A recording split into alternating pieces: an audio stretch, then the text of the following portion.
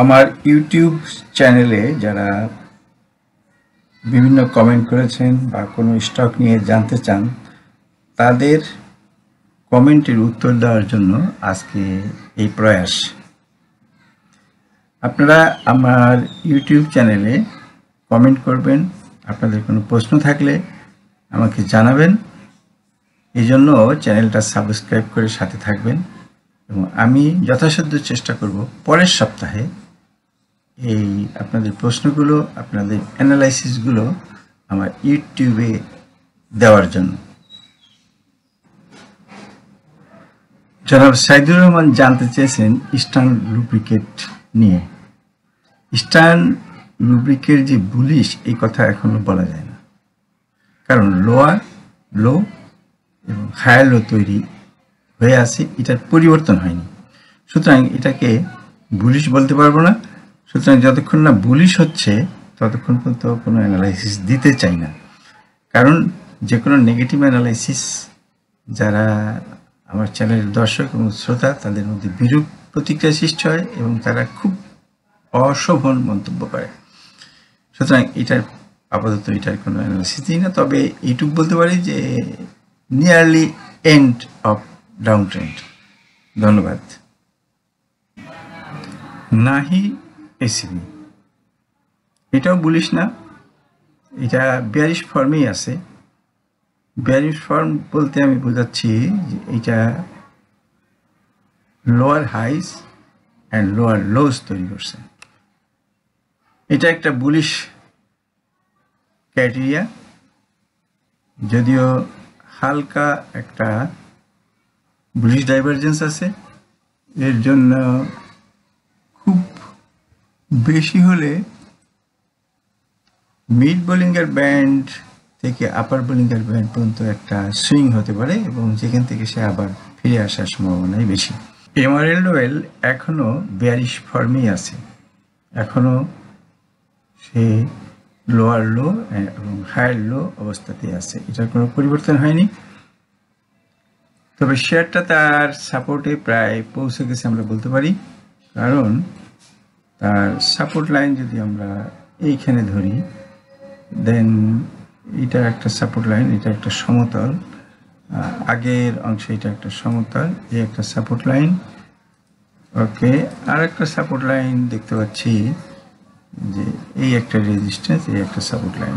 ওকে, এখন যেটা হইতে পারে, এই একটা আগের সাপোর্ট লাইনে সে বাধা পেয়ে ফিরে আসছে, সাপোর্ট অর্থাৎ তখন ছিল সে রেজিস্ট্যান্স, এটা বাধা পেয়ে ফিরে আসছে এবং বর্তমান আরেকটা সাপোর্ট লাইন নিয়ে সে বাধা পেয়েও সে উপরে ফিরে যাচ্ছে। এখান থেকে কতটা উপরে উঠবে সেটা বোলিংকার ব্যান্ড দিয়ে আমরা একটা বোঝার চেষ্টা করতে পারি। সম্ভবত সে বোলিংকার ব্যান্ডটা ভাঙতে পারবে কিনা, অথবা ভাঙতে পারলেও আবার বোলিংকার ব্যান্ড পর্যন্ত, কারণ তার যে ডাইভারজেন্স সামান্য যেটুকু আছে সেটা খুব বেশি না এবং এটার জন্য সে খুব একটা মোমেন্টামও পাবে না। সুতরাং সে আপার বোলিংয়ের ব্যান্ড থেকে ফিরে আসবে, কিন্তু তার বর্তমান বটম লেভেলে ফিরে আসার সম্ভাবনাও নাই। অর্থাৎ কিনা এখান থেকে সে খুব নিকটতম একটা সময়ে সে একটা টার্ন নিতে পারে। এশিয়াটিক ল্যাব শেয়ারটার বুলিশ হওয়ার জন্য কয়েকটা ক্রাইটেরিয়া এখনো বিদ্যমান, যেমন তার ভলিউম খুব হালকা একটু ব্রেকআউট, অর্থাৎ সে তার সাপোর্ট লেভেলেও আসছে। এটা তার সাপোর্ট লেভেল যদি ধরি, আগের রেজিস্ট্যান্স ইকুয়াল টু বর্তমান সাপোর্ট। দ্বিতীয়ত আনব্যালেন্স ভলিউম কন্ডিশনটাও ভালো, তুলনামূলক আনব্যালেন্স ভলিউম। আগের রেজিস্ট্যান্সে যে ভলিউমটা ছিল এখন বর্তমান অবস্থা তার থেকে অনেক উন্নত, কিন্তু এখনও RSI 50 লাইন ব্রেক করতে পারে নাই। সুতরাং এটাকে পুরা বুলিশ বলা যাবে না, তবে বোঝা যাচ্ছে যে price waiting for a reversal. Anjan Pal জানতে চেয়েছেন গোল্ডেন সান সম্পর্কে। গোল্ডেন সান লং টার্মে একটা বুলিশ শেয়ার, কিন্তু বর্তমানে ডেইলি চার্টে এটা এখনো তার সাময়িক কারেকশনটা শেষ করতে পারেনি।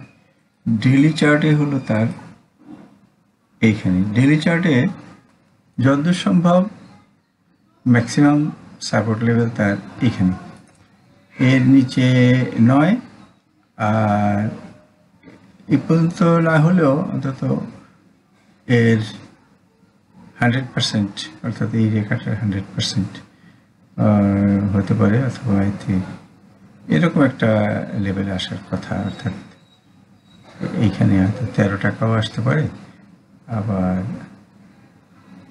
আর বর্তমান সাপোর্ট আর একটা সাপোর্ট হয়তো 17 টাকা 10 পয়সা এখানেও আসতে পারে। এই দুটো সাপোর্টে তার আসার সম্ভাবনা আছে।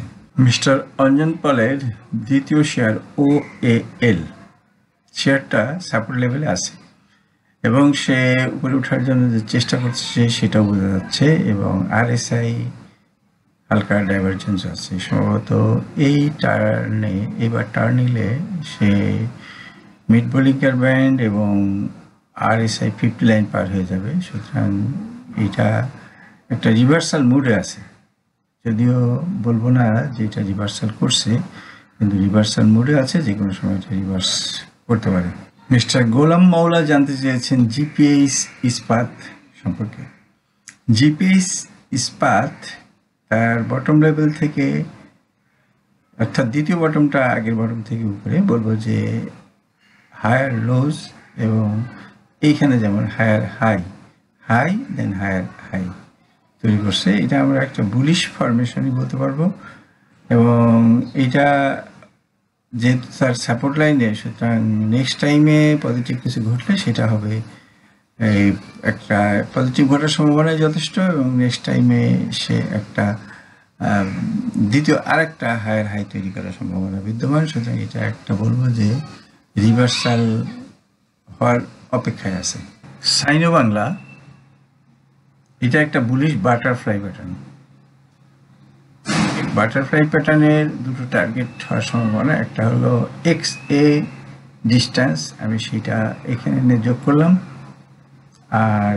আর একটা হলো তার 127.2%, অর্থাৎ কিনা পরবর্তী টার্গেট বলতে পারি 84.50। তবে টার্গেট মানে এটা মনে করেন না যে এটা স্পষ্ট, সেটা ওখানে কোনো নিশ্চয়তা আছে যে ওই জায়গাটা যাবে, কারণ এটা হলো একটা প্যাটার্নের থেকে উদ্ভূত কিছু ফাইবোনাচি নাম্বার, যেগুলো সাপোর্ট এবং রেজিস্ট্যান্স হিসাবে কাজ করে, এবং আমরা এই নাম্বারগুলোকে, এই ফাইবোনাচি লেভেলগুলোকে আমরা আমাদের সুবিধা মতো ট্রেডের জন্য সাপোর্ট বা রেজিস্ট্যান্স হিসাবে ধরে থাকি, এবং কখনো কখনো আমরা যার যার মতো করে টার্গেট হিসেবে মেনে নিই, কিন্তু এটাকে সাপোর্ট রেজিস্ট্যান্স হিসেবে মেনে নেওয়াই ভালো।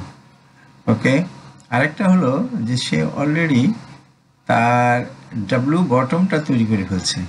সুতরাং ডাব্লিউ বটম তৈরি করলে আমরা মনে করতে পারি যে শেয়ারটা একটা রিভার্সাল দ্বিতীয় স্তর আছে। প্রথম স্তর হলো তার সাপোর্ট থেকে একটা রিভার্স করা, দ্বিতীয় স্তরটা হলো ডাব্লিউ বটম তৈরি করা। ডাব্লিউ বটম তৈরি করা, সুতরাং ডাব্লিউ বটম যখন তৈরি করছে তখন আশা করি যে সে সামনে আরো কিছু দূর অংশ হবে।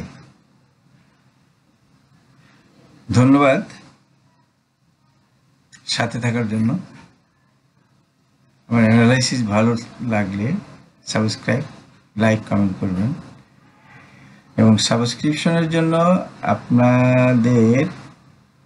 আপনারা আমার পরবর্তী আপডেটগুলো পাবেন, যারা সাবস্ক্রাইব করে রাখবেন। ওকে, আসসালামু আলাইকুম।